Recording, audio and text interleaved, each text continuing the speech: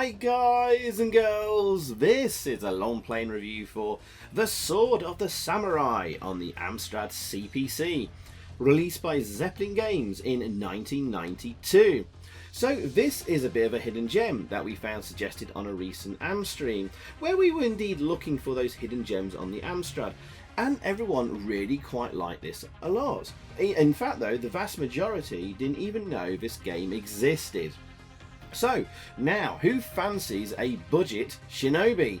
Well, the official coin-op conversion was well loved on the Amstrad, so I assume the answer is a resounding yes. Now, it may not be obvious from the box art on the front that this may be a Shinobi clone, but the back of the box gives us some clues it may be. So we're just reading it out here. The samurai are a noble breed of martial arts warriors armed with an array of deadly weapons. Their mission is to locate and rescue innocent hostages, there you go, from a ruthless gang of renegade ninjas, destroying anybody who stands in their way. And apparently featuring accurate samurai weaponry, magical ninjas, holy mountains, shurikens, throwing knives, crossbow ninjas, sorcerers, ruthless hostage guards, mystic temples, loads of hostage scenarios, and I think they ran out of things to describe there, plus lots more. And if we have a quick look at the inner sleeve, we've got the strange sort of incoming message here. Incoming report. International terrorism on the increase. Stop. Desperate measures needed. Stop. Current hostage situation critical. Stop. President vows retaliation. Stop. End of report. That sounds like something you'd send to like some secret SAS team. And well, you've got the president involved there. The president of America has called on a lone samurai warrior. I mean, what's going on there? Anyway, through the early summer morning, something stalks. A man as quiet and deadly as a panther. A man determined and ruthless. Sword of the Samurai. Awesome martial arts action. And there you go. Wow. Okay, well, I think we should just kick things off here and get into the long play. So this was only released on tape, on budget of course, and we're playing a cracked version of the game converted to disc, and we're not going to use any cheats here of course. And we'll get straight in. There we go, the loading screen there. Not bad, not bad. Bit speckyitis there, bit worrying. And a very, very simple title screen there, and obviously no high score table by the looks of it. And let's get straight into it. And there you go. Look how colourful and lovely it looks. And as you can see, yes, it's basically a budget Shinobi. Rescuing little children. You've got the guardian next to the hostage or the child there with the sword just like in Shinobi. And you can throw shurikens. And if you get too close to an enemy, then you use your sword. And there you go, there's another one there. You may have noticed there's guards there with guns. You do actually have a duck move, but it's absolutely useless here. Because if you duck, you can't actually duck the bullets they shoot out. It actually hits you in the head and you die.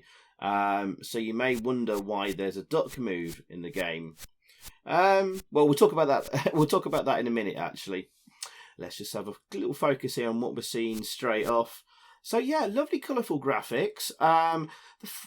It scrolls. It's nice to see scrolling in a budget Amstrad game. But it's not at a great frame rate, but it's just about acceptable. Just about. And there you go, that's the end of the first level. You'll notice that there's no music in game, and I think the game really suffers for that, and it lacks a lot of atmosphere then because of that. And there's pretty much only like 2 sound effects in the game, with a sound for throwing your Death Stars, and the sound for a sword clashing there, and the picking up and rescuing of a hostage. Now we've got some holes in the floor now to contend with, and you'll often find an enemy waiting on the other side of a hole, so just be prepared to jump straight back and give yourself a bit of breathing room there. There you go. But yeah, it does move actually it moves all right. It controls really well actually for most parts. Can be a little awkward and confusing when I think the computer gets a little bit confused when there's an enemy close to you and then moves away and you're stuck doing a sword move rather than throwing one of your Death Stars. other than that, there's not too much to quibble about here. It's very competently made. And I like this quite a lot, actually. You have a time limit ticking down there, bottom right. You've got 3 lives. You can see the further bottom right. Nice heads-up display in the middle there. A score there. And then bottom left will be the number of hostages you have to rescue. And we're straight on to the 3rd level here. Maybe a little bit garish, the background there. But with the full background there, it does actually highlight just how the frame rate is. And the frame rate could have been a bit better. But, hey, that's a minor quibble. Really, though, I just kind of want a bit more sound effects and music. Music in game would be nice. And it's pretty bare bones presentation, as you saw there. Literally, a logo and press fire on the title screen. That's it. No other details or no even music on the title screen. Which is a bit of a shame. But they've obviously focused on getting the gameplay and the graphics right. So I think they're probably the 2 most important things. And this is good fun to play. Okay. So, so this was released by Zeppelin Games, as I mentioned earlier. Quite late in the day, 1992.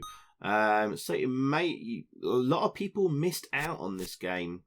And we'll talk more on why that may be later on.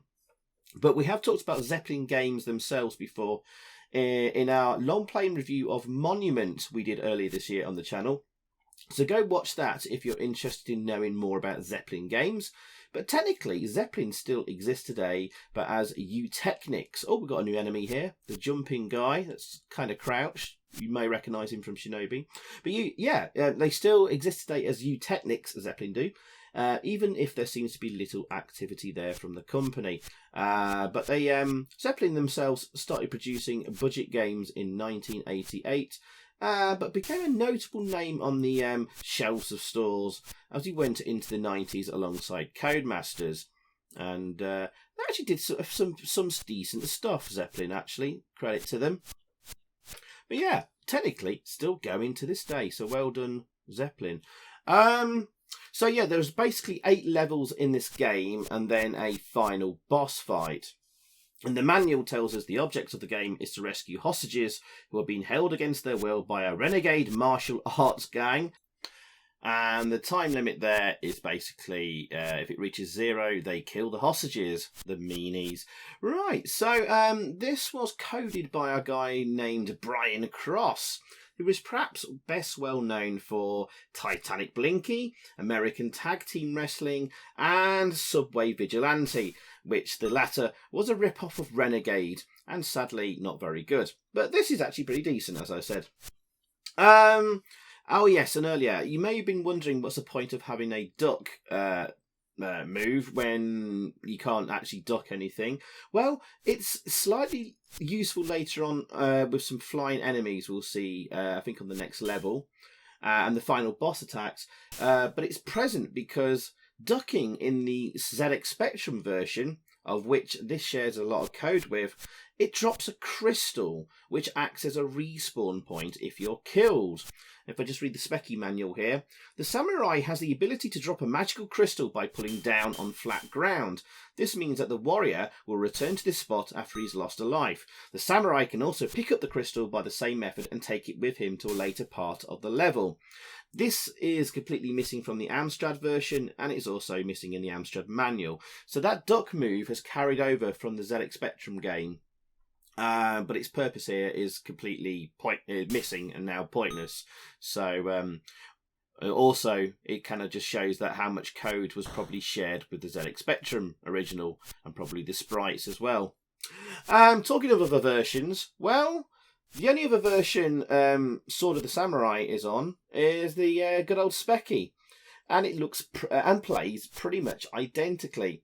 Whilst the Spectrum version scrolls at a slightly better frame rate, what it gains there, it loses in colour. The levels are all 2 colours, so it's either black and yellow, black and white, black and blue, etc. But after level 4, there's a boss which is missing on the Amstrad version. That's a skull that moves up and down on the far right of the screen, spitting out fireballs, just like we'll see on the final boss. But yeah, otherwise, it's the Specky and Amstrad versions are pretty much identical and similarly lacking in the sound department. So which version is best? Well, the Amstrad graphics are significantly better with good use of colour.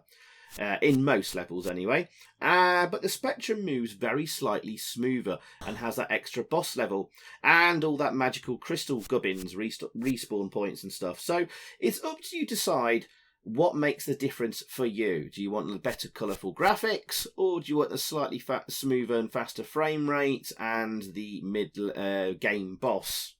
So, yeah, you decide, basically. But yeah, this didn't appear on any other systems. Zeppelin often produced lots of games on the Commodore 64 and a fair amount on the MSX and Atari 8-bit too during its lifespan. But no, just the Amstrad and Specky here.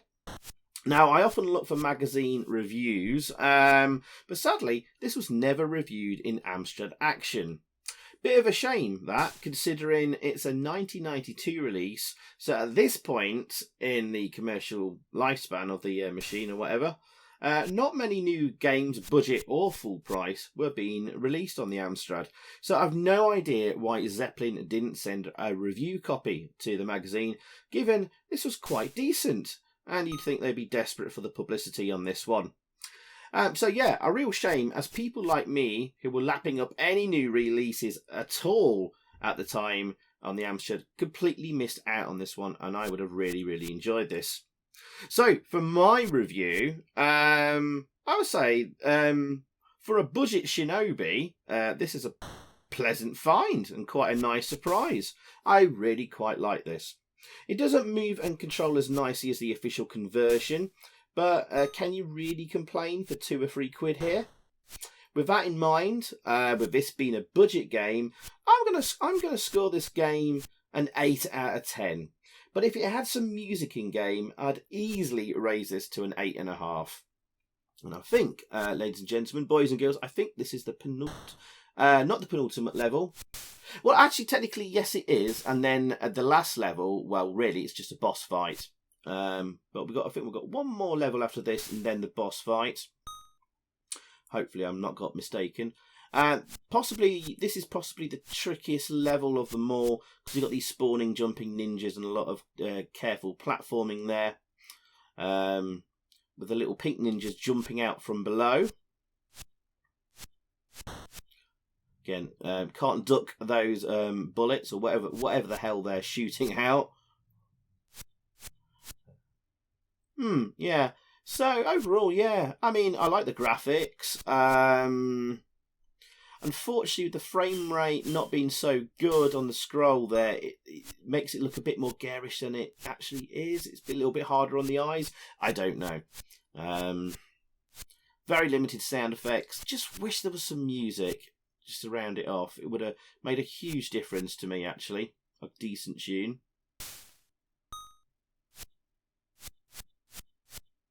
Yeah, and you don't have to clear off every enemy that you come across. You can try and cheese it through, avoiding some. Alright, okay. Check for the jumping ninjas here.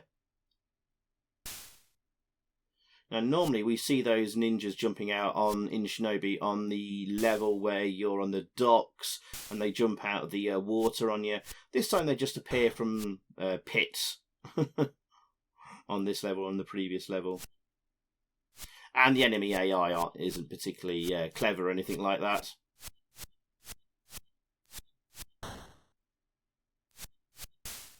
Just to be just the right distance there to hit them with the sword. Oh yes, and you can jump between higher and lower sections the same way as you do in Shinobi by pressing fire and up simultaneously for a super jump up. And you can do fire and down simultaneously to jump down to a lower section.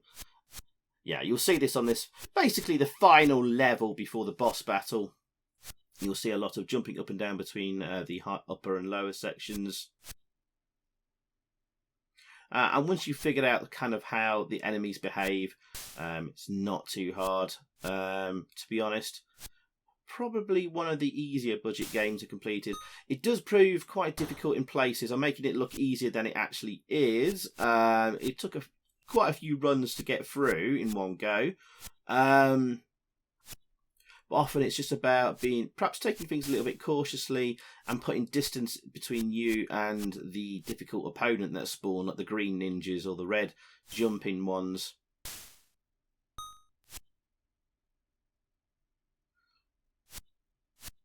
Alright, so we're nearly there. Watch out for the dragons that spawn and spew fireballs at you. There's one. You can often just wait that out and just wait for the dragon to disappear. Actually, I could have died there. It's interesting, most of the ninjas take at least a couple of hits to kill. Even the weakest ones.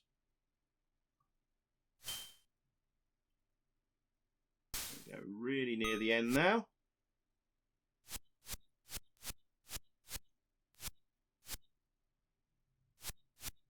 Yeah, fairly simple stuff, but it works really, really well. I would have been happy with buying this with my pocket money back in the day.